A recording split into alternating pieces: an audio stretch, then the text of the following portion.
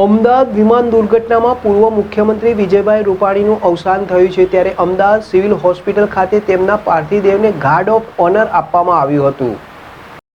અમદાવાદ વિમાન દુર્ઘટનામાં પૂર્વ મુખ્યમંત્રી વિજય રૂપાણીનું અવસાન થયું છે, ત્યારે અમદાવાદ સિવિલ હોસ્પિટલ ખાતે તેમના પાર્થિવ દેહને ગાર્ડ ઓફ ઓનર આપવામાં આવ્યું હતું. અમદાવાદ સિવિલ હોસ્પિટલ ખાતે મુખ્યમંત્રી ભૂપેન્દ્ર પટેલ, ગૃહ રાજ્યમંત્રી હર્ષ સંઘવી સહિત મોટી સંખ્યામાં રાજકીય નેતાઓ ઉપસ્થિત રહ્યા હતા. તેમના ધર્મપત્ની અંજલિ રૂપાણી, પુત્ર ઋષભ રૂપાણી તેમનું પાર્થિવ દેહ સોંપવામાં આવ્યો હતો.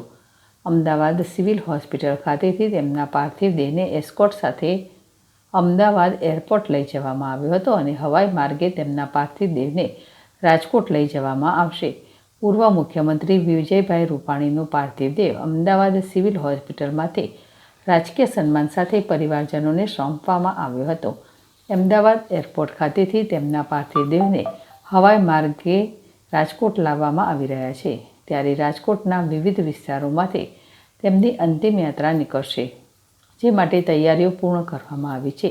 રાજકોટની ગ્રીનલેન્ડ ચોકડી, રણછોડદાસ બાપુ આશ્રમ રોડ, બાલક હનુમાન ચોકથી કેડીથી સંત કબીર રોડ, સરદાર સ્કૂલ પાસેથી પૂજિત રૂપાણી ટ્રસ્ટથી ભાવનગર રોડ થઈને પારેવડી ચોક અને ત્યારબાદ કેસરી હિન્દ પુલથી સિવિલ હોસ્પિટલ અને ચૌધરી હાઈસ્કૂલથી બહુમારી ભવન અને જિલ્લા પંચાયત ચોકથી કિશાનપરા ચોક અને હનુમાન મઢી ચોક, રૈયા રોડથી નિર્મલા કોન્વેન્ટ રોડ પરથી પ્રકાશ સોસાયટી તેમના નિવાસસ્થાને પહોંચશે.